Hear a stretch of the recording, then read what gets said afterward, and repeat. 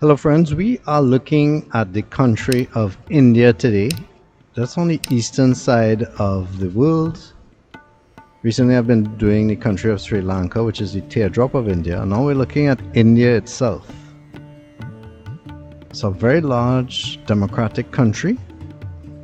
Right now, we are looking at the Golden Temple. It's a majestic place, a sacred place, a holy place. It's, you could say, the birthplace of Sikhism.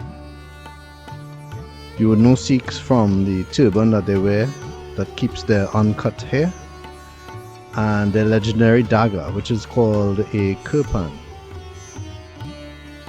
And this is the site.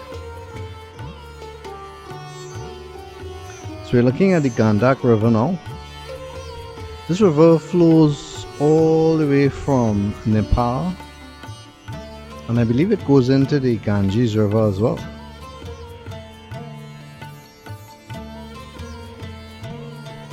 Everything from above looks beautiful. And this part one is looking at different parts of India, right? So here I'm showing you one of the divine or considered divine representations for India. You're not allowed to kill any cows.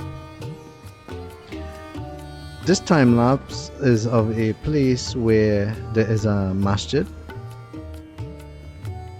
And of course, one of the things that India is known for is its food, its spices, its cooking.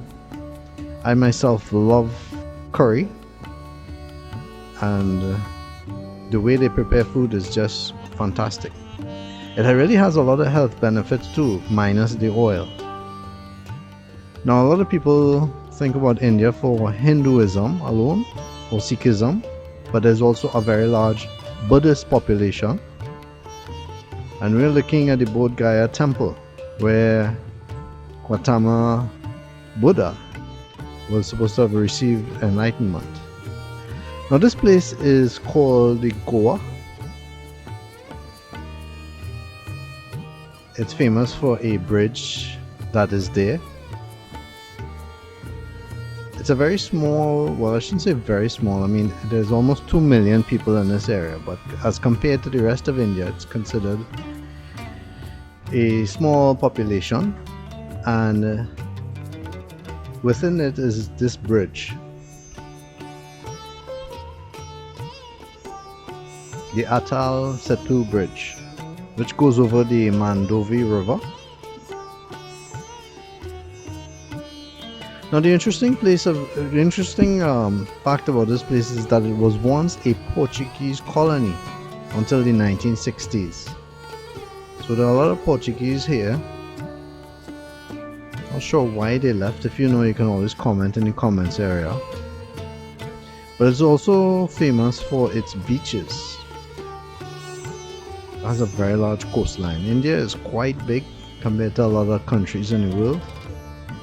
When I was on my mission to England, I came across an Indian gentleman.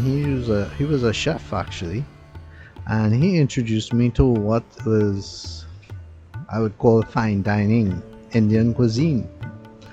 And it was very different to what I was used to from the Caribbean style cooking of curry. Now I've been in the UK too, and their curry is also different. So curry really depends on where you go on who makes it. But the spices are more or less the same, more or less taste the same, but prepared differently. Nevertheless, it's always a fantastic experience because there's just so many flavors. I just love curry, Indian cooking in general. I just try to avoid the oil because sometimes with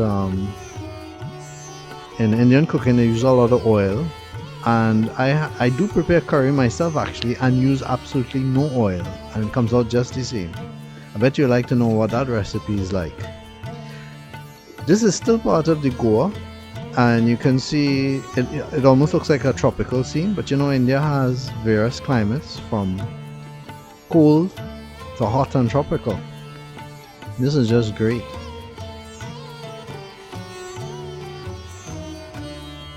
And this scene looks like it could come out of the Northern Americas, but it's right here in India. So I hope you like part 1 of India. Don't forget to subscribe and look out for part 2. Thanks for watching.